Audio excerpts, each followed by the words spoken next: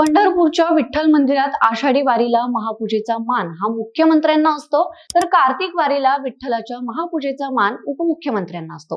मात्र या वर्षीपासून यात मोठा बदल होण्याची शक्यता आहे. शिक्षण मंत्री दादा भुसे आणि परिवहन मंत्री प्रताप सरनाईक यांनी मंदिर प्रशासनास केलेल्या सूचनेनुसार यंदापासून महापूजेत जिल्हा परिषद शाळेच्या 2 विद्यार्थ्यांना संधी मिळणार आहे.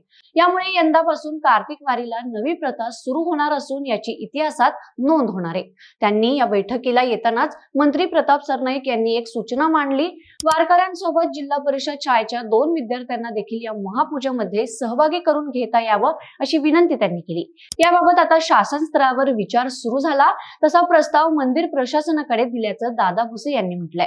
दोन्ही मंत्र्यांच्या या सूचना जर मंदिर प्रशासनाने स्वीकारल्या तर एक नवीन प्रथा यंदापासून सुरू होईल.